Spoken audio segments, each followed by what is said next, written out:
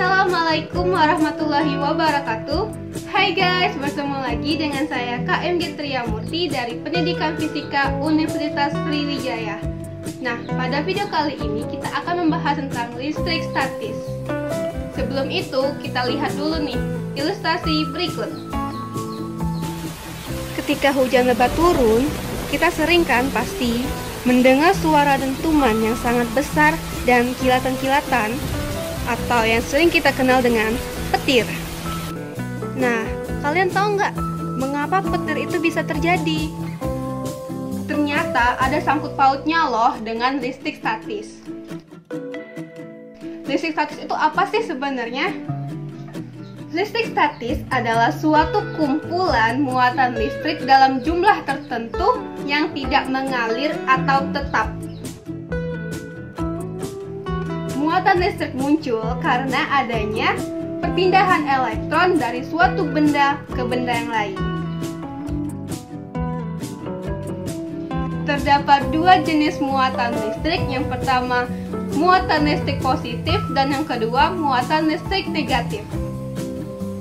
Dikatakan positif apabila jumlah proton lebih besar daripada jumlah elektron, dan dikatakan bermuatan negatif apabila jumlah elektron lebih besar dari jumlah proton.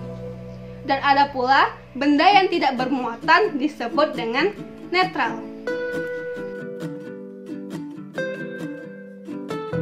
Nah, dari sifat-sifat muatan tersebut dapat memungkinkan terjadinya interaksi dan bisa menghasilkan gaya.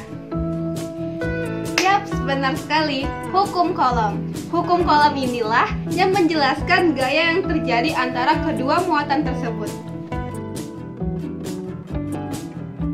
Gaya Coulomb adalah besarnya gaya tarik-menarik atau tolak-menolak antara dua benda bermuatan listrik sebanding dengan besar muatan masing-masing dan berbanding terbalik dengan kuadrat jarak antara kedua benda tersebut. Di sini terlihat bahwa jika muatan berbeda jenis, maka akan tarik-menarik. Nah, jika muatan sama jenis, dia akan tolak-menolak. Selanjutnya yaitu penerapan listrik statis. Di sini ada kain wol dan balon. Mula-mula balon dan kain wol ini memiliki muatan netral. Setelah digosokkan, elektron mengalir dari kain wol menuju balon, sehingga balon menjadi bermuatan listrik negatif karena mendapat tambahan elektron, dan kain wol menjadi bermuatan listrik positif karena jumlah elektronnya lebih sedikit dibanding jumlah protonnya. Contoh yang kedua yaitu terdapat penggaris plastik dan kain wol. Sama halnya seperti balon dan kain wol tadi, mula-mula penggaris plastik dan kain wol ini sama-sama memiliki muatan netral.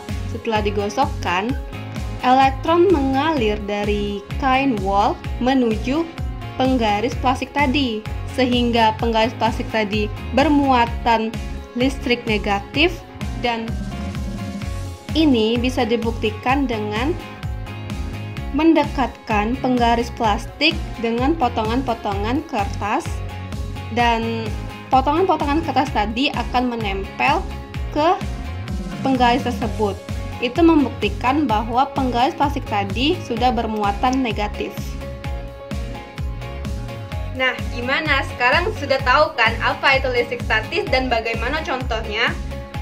Berarti kita sekarang sudah bisa menjelaskan dong mengapa petir itu bisa terjadi. Awan selalu bergerak secara teratur dan awan akan berinteraksi dengan awan lainnya, sehingga muatan negatif akan berkumpul pada satu sisi saja, sedangkan sisi sebaliknya akan berkumpul muatan positif.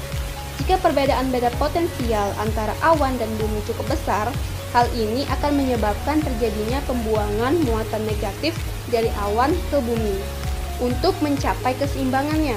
Nah, itulah mengapa terjadinya petir. Baiklah, itu saja yang dapat saya sampaikan tentang listrik statis ini. Semoga teman-teman sekalian dapat mengerti dan semoga bermanfaat. Terima kasih.